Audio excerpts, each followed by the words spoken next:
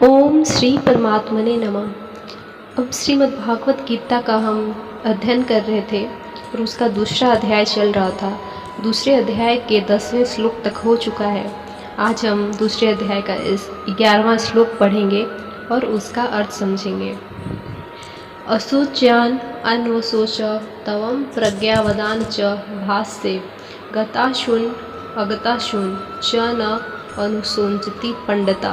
श्री भगवान बोले, हे अर्जुन, तू न शोक करने योग्य मनुष्यों के लिए शोक करता है और पंडितों के वचनों को कहता है, परंतु जिनके प्राण चले गए हैं उनके लिए और जिनके प्राण नहीं गए हैं उनके लिए भी पंडित जन शोक नहीं करते। अर्जुन के कौन से वचनों को लक्ष्य करके भगवान ने यह बात कही है कि जिनका शोक नहीं करना चाहिए उसके लिए तुम शोक कर रहे हो। दोनों सेनाओं में अपने चाचा, ताऊ, बंधु बांधव और आचार्य आदि को देखते ही उनके नाश की आशंका से विषाद करते हुए अर्जुन ने जो प्रथम अध्याय के 28वें, 29वें और 33वें श्लोक में अपनी स्थिति का वर्णन किया है, 45वें श्लोक में युद्ध के लिए तैयार होने की क्रिया पर शोक प्रकट किया है और 47वें श्लोक में जो संजय ने उनकी स्थिति का वर्णन किया है उनको लक्ष्य करके यहाँ भगवान ने यह बात कही है कि जिनके लिए शोक नहीं करना चाहिए उनके लिए तुम शोक कर रहे हो। यहीं से भगवान के उपदेश का उपक्रम होता है जिनका उपसंहार में हुआ है। अर्जुन के कौन से वचनों को लक्ष्य करके भगवान ने यह कहा है कि तुम पंडितों सरीखों की बातें कर रहे हो। पहले अध्याय में 31वें, 44वें और दूसरे अध्याय में 4 से 6 श्लोक तक अर्जुन ने कुल के नाश से उत्पन्न होने वाली महान पाप का वर्णन करते हुए अहंकार पूर्वक दुर्योधन आदि की नीचता और अपनी धर्मज्ञता की बातें कहकर अनेकों प्रकार की युक्तियों से युद्ध का अनौचित्य सिद्ध किया है। उन्हीं सब वचनों को लक्ष्य करके भगवान ने यह कहा है कि तुम पंडितों सरीखी बातें कर रहे हो। गताशून और अगताशून किनका वाचक है तथा उनके लिए पंडित जन शोक नहीं करते, इस कथन का क्या अभिप्राय है? अब इसका अर्थ यह है, जिनके प्राण चले गए हों उनको गतासु और जिनके प्राण न गए हों उनको अगतासु कहते हैं। उनके लिए पंडित जन शोक नहीं करते। इस कथन से भगवान ने यह भाव दिखलाया है कि जिस प्रकार तुम अपने पिता और पितामह आदि मरकर परलोक में गए हुए पितरों के लिए चिंता कर रहे हो कि युद्ध के परिणाम से हमारे कुल का नाश हो जाने पर वर्ण संकटता फैल जाने से हमारा पितर लोग नरक में गिर जाएंगे इत्यादि, तथा सामने खड़े हुए बंधु बांधव के लिए भी चिंता कर रहे हो। इन सब के बिना हम राज और भोगों को लेकर ही क्या करेंगे? कुल का संहार हो जाने से स्त्रियां भ्रष्ट हो जाएंगी इत्यादि। इस प्रकार की चिंता पंडित लोग नहीं करते, क्योंकि पंडितों की दृष्टि में एक सच्चिदानंद घन ब्रह्मा ही नित्य और सत्य वस्तु है। उससे भिन्न कोई वस्तु नहीं है। वही सबका आत्मा है। उसका किसी भी प्रकार का नाश नहीं हो सकता और शरीर अनित्य है, वह रह नहीं सकता, तथा आत्मा और शरीर का संयोग व्यवहारिक दृष्टि से अनिवार्य होते हुए भी वास्तव में स्वप्न की भांति कल्पित है। फिर वे किसके लिए शोक करें और क्यों करें? किंतु तुम शोक कर रहे हो इसलिए जान पड़ता है कि तुम पंडित नहीं हो, केवल पंडितों की सी बातें कर रहे हो। पूर्व श्लोक में भगवान ने अर्जुन से यह बात कही कि जिन भीष्म आदि स्वजनों के लिए शोक करना उचित नहीं है उसके लिए तुम शोक कर रहे हो। इस पर यह जानने की इच्छा होती है कि उनके लिए शोक करना किस कारण से उचित नहीं है। अतः पहले भगवान आत्मा की नित्यता का प्रतिपादन करके आत्मदृष्टि से उनके लिए शोक करना अनुचित सिद्ध करते हैं। न तु एव अहम जातु न आसाम न त्वं न इमे जनाधिपा न च एव न भविष्यामः सर्ववयम् अतः प्रवम्। न तो ऐसा ही है कि मैं किसी काल में नहीं था या तू नहीं था अथवा ये राज लोग नहीं थे, और ना ही ऐसा ही है कि इससे आगे हम सब नहीं रहेंगे। इस श्लोक में भगवान का कथन के क्या अभिप्राय है, आइए इसका उत्तर समझते हैं। इसमें भगवान ने आत्मा रूप से सबके नित्यता सिद्ध करके यह भाव दिखलाया है कि तुम जिनके नाश की आशंका कर रहे हो उन सब का या तुम्हारा हमारा कभी किसी भी काल में अभाव नहीं है। वर्तमान शरीर की उत्पत्ति के पहले भी हम सब थे और पीछे भी रहेंगे। शरीर के नाश से आत्मा का नाश नहीं होता, अतएव नाश की आशंका से इन सब के लिए शोक करना उचित नहीं है। इस प्रकार आत्मा की नित्यता का प्रतिपादन करके अब उसकी निर्विकारता का प्रतिपादन करते हुए आत्मा के लिए शोक करना अनुचित सिद्ध करते हैं। देहिनः अस्मिन् यथा देहे कौमारं यौवनं जरा तथा देहांतर प्राप्ति धीरा तत्र न मोहाति। जैसे जीवात्मा की इस देह में बालकपन, जवानी और वृद्धावस्था होती है, वैसे ही अन्य शरीर की प्राप्ति होती है। उस विषय में धीर पुरुष मोहित नहीं होता। इस श्लोक में भगवान के कथन का क्या अभिप्राय है? आइए इस भगवान के कथन का क्या अभिप्राय है इसका अर्थ समझते हैं और इसका उत्तर देते हैं। इसमें आत्मा को विकारी मानकर एक शरीर से दूसरे शरीर में जाते आते समय उसे कष्ट होने की आशंका से जो अज्ञानी जन शोक किया करते हैं उसको भगवान ने अनुचित बतलाया है। वे कहते हैं कि जिस प्रकार बालकपन, जवानी और जरा अवस्था वास्तव में आत्मा की नहीं होती, स्थूल शरीर की होती है और आत्मा में उनका आरोप किया जाता है, उसी प्रकार एक शरीर से दूसरे शरीर में जाना आना भी वास्तव में आत्मा का नहीं होता, सूक्ष्म शरीर का ही होता है और उसका आरोप आत्मा में किया जाता है। अतएव इस तत्व को न जानने वाले अज्ञानी जन ही देहांतर की प्राप्ति में शोक करते हैं, धीर पुरुष नहीं करते, क्योंकि उनकी दृष्टि में आत्मा का शरीर से कोई संबंध नहीं है, इसलिए तुम्हारा शोक करना उचित नहीं है। पूर्व श्लोक में भगवान ने आत्मा की नित्यता और निर्विकारता प्रतिपादन करके उसके लिए शोक करना अनुचित सिद्ध किया है। उसे सुनकर यह जिज्ञासा होती है कि आत्मा नित्य और निर्विकार हो तो भी बंधु बांधव आदि के साथ होने वाले संयोग वियोग से दुख सुख का प्रत्यक्ष अनुभव होता है, अतएव शोक हुए बिना कैसे रह सकता है। इस पर भगवान सब प्रकार के संयोग वियोग आदि को अनित्य बतलाकर उसको सहन करने की आज्ञा देते हैं। मात्रा स्पर्शा तु कौन्तेय शीतोष्ण सुख दुख खदा आगमा पायिनः अनित्याः तान् तितिक्षस्व भारतम। हे कुंती पुत्र, सर्दी गर्मी और सुख दुख को देने वाले इंद्रिय और विषयों को संयोग तो उत्पत्ति विनाशील और अनित्य है, इसलिए हे भारत उनको तू सहन कर। मात्रा स्पर्शा पद यहाँ किनका वाचक है?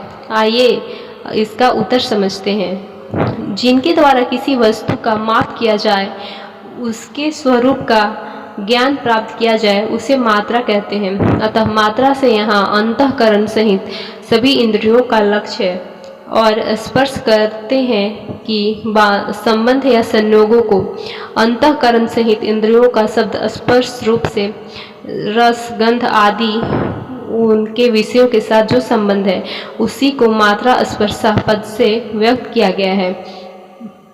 उन सब को शीतोष्ण सुख दुखद खदा कहने का क्या अभिप्राय है? शीत उष्ण और सुख दुख शब्द यहाँ सभी द्वंद्वों के उपलक्षण है। अतः विषय और इंद्रियों के संबंध को शीतोष्ण सुख दुख खदा कहकर भगवान ने यह भाव दिखलाया है कि वे समस्त विषय ही इंद्रियों के साथ संयोग होने पर शीत उष्ण राग द्वेष हर्ष सुख दुख अनुकूलता प्रतिकूलता आदि समस्त द्वंद्वों के उत्पन्न करने वाले हैं। उनमें नित्यत्व बुद्धि में होने से ही नाना प्रकार के विकारों की उत्पत्ति होती है। अतएव उनको अनित्य समझकर उनके संग से तुम्हें किसी प्रकार की विकारयुक्त नहीं होने चाहिए। इंद्रियों के साथ विषयों के संयोग को उत्पत्ति विनाशील और अनित्य कहकर अर्जुन को उन्हें सहन करने की आज्ञा देने का क्या अभिप्राय है? ऐसी आज्ञा देकर भगवान ने यह भाव दिखलाया है कि सुख दुख देने वाले जो इंद्रियों के विषयों के साथ संयोग है वे क्षण भंगुर हैं और अनित्य हैं, इसलिए उनमें वास्तविक सुख का लेस भी नहीं है। अतः तुम उनको सहन करो, अर्थात उनको अनित्य समझकर उनको आने जाने में राग द्वेष और हर्ष शोक मत करो। बंधु बांधवों का संयोग भी इसी में आता है, क्योंकि अंतःकरण और इंद्रियों के द्वारा ही अन्य विषयों की भांति उनके साथ संयोग वियोग होता है। अतः यहाँ सभी प्रकार के संयोग वियोग के परिणाम स्वरूप सुख दुख को सहन करने के लिए भगवान का कहना है, यह बात समझ लेनी चाहिए। इन सब को सहन करने से क्या लाभ होगा, इस जिज्ञासा पर कहते हैं, यम हीना वयत्यंती एते पुरुषम पुरुषसर्भ समुद्र खशुष्खम धीरम स अमृतवाय कल्पते। क्योंकि हे पुरुष श्रेष्ठ, दुख सबको समान समझने वाले जिस धीर पुरुष को इंद्रिय और विषयों के संयोग व्याकुल नहीं करते वह मोक्ष के योग होता है। यहाँ ही का क्या अभिप्राय है? ही यहाँ हेतु के अर्थ में है। अभिप्राय यह है कि इंद्रियों के साथ विषयों के संयोग को किस लिए सहन करना चाहिए, यह बात इस श्लोक में बतलाई जाती है। पुरुष सर्व संबोधन का क्या भाव है? ऋषभ श्रेष्ठ का वाचक है। अतः पुरुषों में जो अधिक सुरवीर और एवं बलवान हो उसे पुरुष सर्व कहते हैं। यहाँ अर्जुन को पुरुष नाम से संबोधित करके भगवान ने यह भाव दिखलाया कि तुम बड़े सूरवीर हो, सहनशीलता तुम्हारा स्वाभाविक गुण है, अतः तुम सहज में ही इन सबको सहन कर सकते हो। धीरम पद का किसका वाचक है? धीरम पद अधिकांश में परमात्मा को प्राप्त पुरुष का ही वाचक है, पर कहीं कहीं परमात्मा की प्राप्ति के पात्रों को भी धीर कह दिया गया है। अतः यहाँ धीरम पद सांख्य योग के साधन में परिपक्व स्थिति पर पहुँचते हुए साधक का वाचक है। सम दुख सुखम विशेषण का क्या भाव है? इससे भगवान ने धीर पुरुष का लक्षण बतलाया है कि जिस पुरुष के लिए सुख और दुख सम हो गए हैं, उन्हें अनित्य समझकर जिसकी उन द्वंद्वों में भेद बुद्धि नहीं रह गई है, वही धीर है और वही इनको सहन करने में समर्थ है। एते पद किसका वाचक है और न व्यत्यंती का क्या भाव है? विषयों के साथ इंद्रियों के संयोग से हैं, जिनके लिए पूर्व श्लोक में मात्रा स्पर्श पद का प्रयोग किया है, उन्हीं का वाचक यहाँ एते पद है। और न व्यत्यंती से यह भाव दिखलाया गया है कि विषयों के संयोग वियोग में राग द्वेष और हर्ष शोक का करने का अभ्यास करते करते जब साधक की ऐसी स्थिति हो जाती है कि किसी भी इंद्रिय का किसी भी भोग के साथ संयोग किसी प्रकार उसे व्याकुल नहीं कर सकता, उसमें किसी तरह का विकार उत्पन्न नहीं कर सकता, तब यह समझना चाहिए कि यह धीर और सुख दुख में है, समभाव वाला हो गया है, वह मोक्ष के योग होता है। इसका क्या भाव है? इससे भगवान ने यह दिखलाया है कि उपयुक्त समभाव वाला पुरुष मोक्ष का परमात्मा की प्राप्ति का पात्र बन जाता है और उसे शीघ्र ही अपरछोप भाव से परमात्मा की प्राप्ति हो जाती है। 12वें और 13वें श्लोक में भगवान ने आत्मा की नित्यता और निर्विकारता प्रतिपादन किया है और 14वें श्लोक में इंद्रियों के साथ विषयों के संयोग को अनित्य बतलाया, किंतु आत्मा क्यों नित्य है और ये संयोग क्यों अनित्य है, इसका स्पष्टीकरण नहीं किया। और 23 श्लोक में भगवान नित्य और अनित्य वस्तु के विवेचन की रीति बतलाने के लिए दोनों के लक्षण बतलाते हैं। न अशत विद्यते भाव न अभाव विद्यते शत उभयो अपि दृष्ट अंत तु अनयो तत्वदर्शी भी। असत वस्तु की सत्ता नहीं है और सत का अभाव नहीं है, इस प्रकार इन दोनों का ही तत्वज्ञानी पुरुषों द्वारा देखा गया है। असतः पद यहाँ किसका वाचक है और उसकी सत्ता नहीं है, इस कथन का क्या अभिप्राय है? असतः पद यहाँ परिवर्तनशील शरीर इंद्रिय और इंद्रियों के विषयों सहित समस्त जड़त्व का वाचक है और उसकी सत्ता यानी भाव नहीं है। इससे भगवान ने यह भाव दिखलाया है कि वह जिस काल में प्रतीत होता है उसके पहले भी नहीं था और पीछे भी नहीं रहेगा। अतएव जिसमें प्रतीत होता है उस समय भी वास्तव में नहीं है। इसलिए तुम भीष्म आदि स्वजनों के शरीर के या अन्य किसी जड़ वस्तुओं के नाश की आशंका से शोक करते हो तो तुम्हारा यह शोक करना अनुचित है। सतः पद यहाँ किसका वाचक है और उसका अभाव नहीं है, इस कथन का क्या अभिप्राय है? सतः पद यहाँ परमात्मा तत्व का वाचक है जो सर्वव्यापी है और अनित्य है, उसका अभाव नहीं है। इस कथन से यह भाव दिखलाया गया है कि उसका कभी किसी भी निमित्त से परिवर्तन या अभाव नहीं होता, वह सदा प्रकार अखंड है और निर्विकार रहता है। इसलिए यदि तुम आत्म रूप से भीष्म आदि के नाश की आशंका के शोक करते हो तो भी तुम्हारा शोक करना उचित नहीं है। अन्यो विशेषण के सहित उभयो पद किसका वाचक है और तत्वदर्शी ज्ञानी पुरुषों द्वारा उनका तत्व देखा जाना क्या है?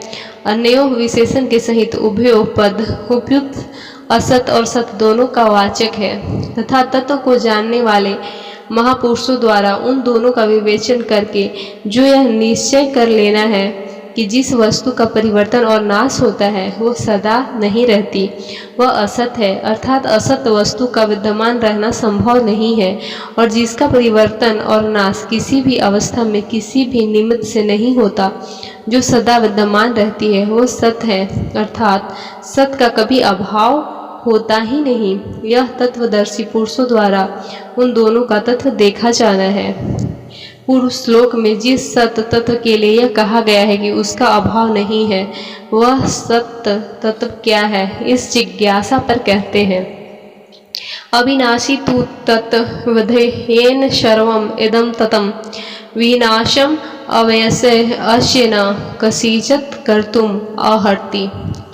नाश रहित तो तू उनको जान जिससे यह संपूर्ण जगत दृश्य वर्ग व्याप्त है। इस अविनाशी का विनाश करने में कोई भी समर्थ नहीं है। सर्वम के सहित इदम पद यहाँ किसका वाचक है और वह किसके द्वारा व्याप्त है तथा जिससे व्याप्त है उसे अविनाशी कहने का क्या अभिप्राय है? शरीर, इंद्रिय, मन, भोगों की सामग्री और भोग स्थान आदि समस्त जड़त्व वर्ग जड़ वर्ग का वाचक है और सर्वम के सहित इदम पद है। इसका संपूर्ण जड़ वर्ग चेतन परमा तत्व से व्याप्त है।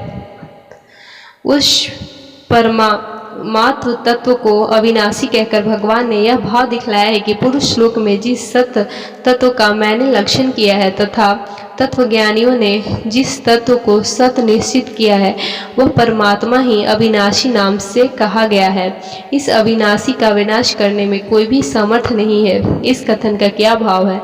इससे भगवान ने यह दिखलाया है कि आकाश से बादल के सदृश और परमात्म तत्व के द्वारा अन्य सब जड़वर्ग व्याप्त होने के कारण उनमें से कोई भी इस परमात्म तत्व का नाश नहीं कर सकता। अतएव सदा सर्वदा विद्यमान रहने वाला होने से यही एकमात्र सत्य तत्व है। इस प्रकार सत्य तत्व की व्याख्या हो जाने के अंतरपूर्वक असत्य तत्व क्या है, इस जिज्ञासा पर कहते हैं अंतवन्तः इमे देहा नित्यश्च उक्ता शरीरिणः आशासिन् अप्रमेयस तस्मात् युद्धस्व भारत। इस नाश रहित अप्रमेय नित्य स्वरूप जीवात्मा के ये सब शरीर नाशवान कहे गए हैं। इसलिए हे भारतवर्षी अर्जुन, तू युद्ध कर। इमे के सहित देहा पद यहाँ किनका वाचक है और उन सबको अंतवंतः कहने का क्या अभिप्राय है? इमे के सहित देहा पद यहाँ समस्त शरीरों का वाचक है और असत की व्याख्या करने के लिए उनको अंतवंतः कहा गया है। अभिप्राय यह है कि अंतःकरण और इंद्रियों के सहित समस्त शरीर नाशवान है। जैसे स्वप्न के शरीर और समस्त जगत बिना हुए ही प्रतीत होते हैं, वैसे ही समस्त शरीर भी बिना हुए ही अज्ञान से प्रतीत हो रहे हैं। वास्तव में इनकी सत्ता नहीं है, इसलिए इनका नाश होना अवश्य संभावी है। अतएव इनके लिए शोक करना व्यर्थ है। यहाँ देहा पद में बहुवचन और सारेरिनः पद में एक वचन प्रयोग किस लिए किया गया है? इस प्रयोग से भगवान ने यह दिखलाया गया है कि समस्त शरीर में एक ही आत्मा है। शरीरों के भेद से अज्ञान के कारण आत्मा में भेद प्रतीत होता है, वास्तव में भेद नहीं है। शरीरिनः पद यहाँ किसका वाचक है और उसके साथ नित्यसः, अनासिनः और अप्रमेयसः विशेषण आदि का शरीर के साथ उसका संबंध दिखलाने का क्या अभिप्राय है? पूर्व श्लोक में जिस सत तत्व से समस्त जड़ वर्गों को व्याप्त बतलाया गया है, उसी तत्व का वाचक यहाँ शरीरिन है। इस तथा इन तीनों विशेषणों का प्रयोग उस सत तत्व के साथ इसकी एकता करने के लिए किया गया है एवं इसे शरीरी कहकर तथा शरीरी के साथ इसका संबंध दिखलाकर आत्मा और परमात्मा। अभिप्राय यह है कि व्यवहारिक दृष्टि से जो भिन्न भिन्न शरीरों को धारण करने वाले, उनके संबंध रखने वाले भिन्न भिन्न आत्मा प्रतीत होते हैं, वे वस्तुतः भिन्न भिन्न नहीं है। यह सब एक चेतन तत्व है। जैसे निद्रा के समय स्वप्न की सृष्टि में एक पुरुष के सिवा कोई वस्तु नहीं होती, स्वप्न का समस्त नानात्व निर्धा जनित होता है, जागने के बाद पुरुष एक ही रह जाता है, वैसे ही यहाँ भी समस्त नानात्व अज्ञान जनित है। ज्ञान के अंतर कोई ज्ञान नानात्व नहीं रहता। हेतुवाचक तस्मास्पद का प्रयोग करके युद्ध के लिए आज्ञा देने का यहाँ क्या अभिप्राय है? हेतुवाचक तस्मास्पद के सहित युद्ध के लिए आज्ञा देकर भगवान ने यह दिखलाया है कि जब यह बात सिद्ध हो चुकी है कि शरीर नाशवान है, उनका नाश अनिवार्य है, और आत्मा नित्य है, उनका कभी नाश नहीं होता, तब युद्ध में किंचित मात्र भी शोक का कोई कारण नहीं है। अतएव अब तुमको युद्ध में किसी तरह की आनाकानी नहीं करनी चाहिए। पूर्व श्लोक में भगवान ने आत्मा की नित्यता और निर्विकारता प्रतिपादन करके अर्जुन को युद्ध के लिए आज्ञा दी, किंतु अर्जुन ने जो यह बात कही थी कि मैं इनको मारना नहीं चाहता और यदि वे मुझे मार डाले तो वह मेरे लिए क्षयकर होगा, इसका स्पष्ट समाधान नहीं किया। अतः अगले श्लोक में आत्मा को मरने या मारने वाला मानना अज्ञान है, यह कहकर इसका समाधान करते हैं। जय श्री कृष्ण दोस्तों, आज की वीडियो में बस इतना ही। आगे हम मिलेंगे 19वें श्लोक में। अभी अध्याय दूसरा कंटिन्यू रहेगा। तब तक के लिए जय श्री कृष्ण, राधे राधे। आगे इसी तरह की आध्यात्मिक वीडियो से जुड़े रहने के लिए हमारे चैनल को कृपया लाइक एवं सब्सक्राइब करें।